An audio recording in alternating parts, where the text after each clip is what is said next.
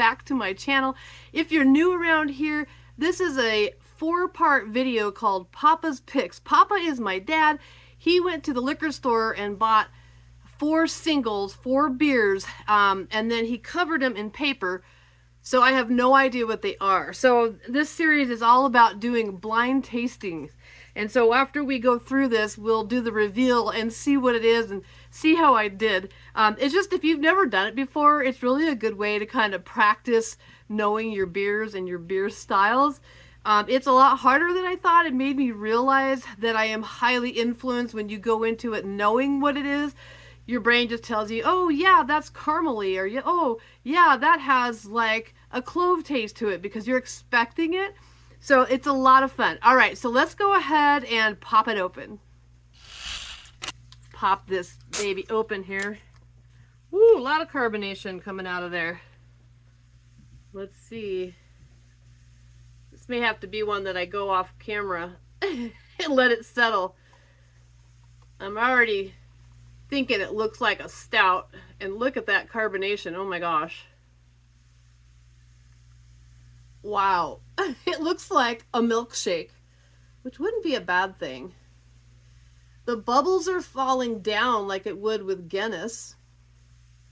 So, but it doesn't have the little hootenanny in the bottom. I can't remember which, a widget, isn't that what they call it? That they, if you buy like a can of Guinness, at least here in the US, it has that little hootenanny in the bottom, and it helps it to foam, right? With the nitrogen filled can or something. But anyways, look at that. All right, so nice, deep brown, almost black. And look at that creamy foam on top. It looks like a Guinness. So I'm already guessing it's a stout. Maybe a Guinness. I don't know. My dad picked it. So I'm going to let that foam settle a little bit so I don't have that whole got milk thing going on, okay? Yeah, that foam is like mousse-like. And it's hanging around, so I may have to end up having the whole got milk thing happening. But look at that black, like you can't, if I shine a flashlight through it, you can't even see through that. So I would call that black for sure. Let's see about the aroma here. Try not to dip my nose in the foam. Oh, I love the smell of stouts. This is so obviously a stout. The question is it Guinness? I don't know. I'm going to say it's not Guinness, just by the smell. It's not spicy enough for Guinness. It smells really good. It's like coffee, definitely like roasted coffee. I'm not picking up a ton of chocolate. Maybe just like a little bit like dark chocolate, maybe. But definitely just like roasted coffee beans. Not like pungent. But yeah, that's what it is. But it's not spicy enough. Like, you know, Guinness has a very specific smell to me. So watch this as Guinness, right?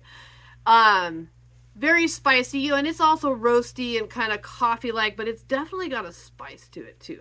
All right, so let's give it a taste. Cheers, everybody.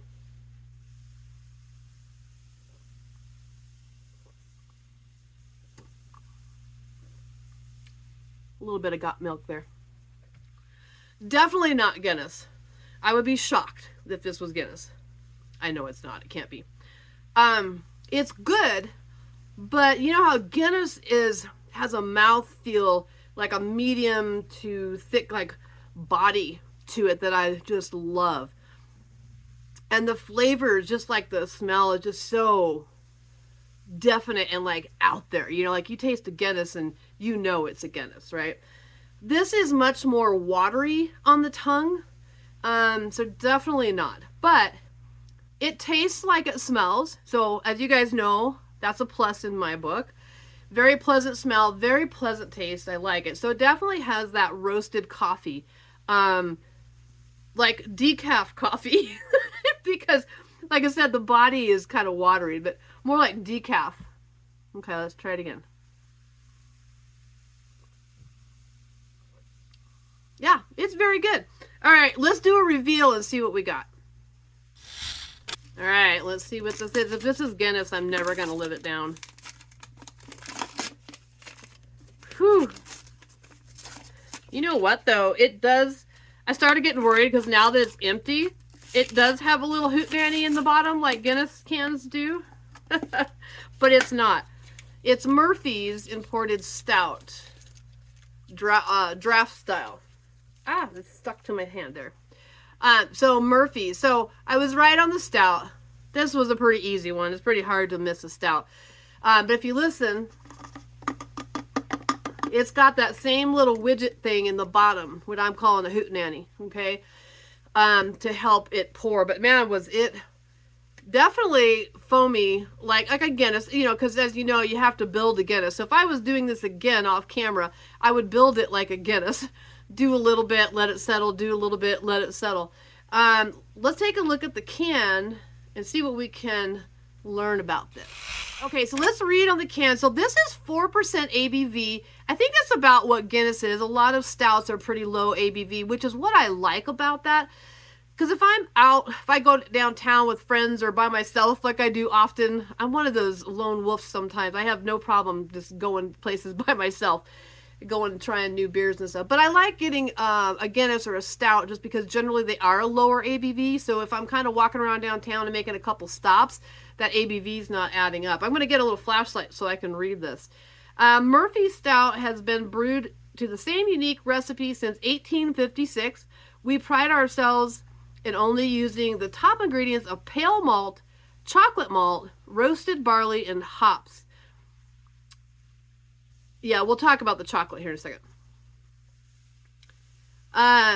Murphy's offers you that uniquely smooth, creamy, and wonderfully palatable full-bodied stout flavor with roasted chocolate and coffee undertones and a biscuity sweet malt aroma.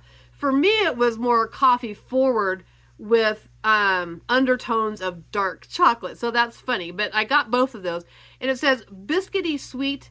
I could see that for sure. I kind of thought about maybe calling out biscuity, but I was like, no, it's more coffee. And it does talk about this. It says the ingenious floating draft flow system enables you to enjoy the creamy head of Murphy's from a can. Unchilled cans may overflow. Now this was sitting out in the garage because it's been cold here in Colorado, but today it was like 45 degrees Fahrenheit, so maybe it was a little bit, I don't know. I still think that I like the temperature that it was at, but it definitely, I guess it didn't overflow out of the can, but definitely it was very, very foamy. Okay, I don't think I'm going to look it up on the website because they did a really good description there. So I hope you guys enjoyed that. So this is number 2 of a 4 series thing that I'm doing, Papa's Picks, all these blind tastings. Like I said, if you haven't done it before, give it a shot. Have someone go buy it for you. Cover it up. It's really kind of fun. This was a super easy one, but not all of them are that easy. So stay tuned next week. We've got 2 more to go. One of my last videos is I visited a brewery in downtown Loveland called Verboten.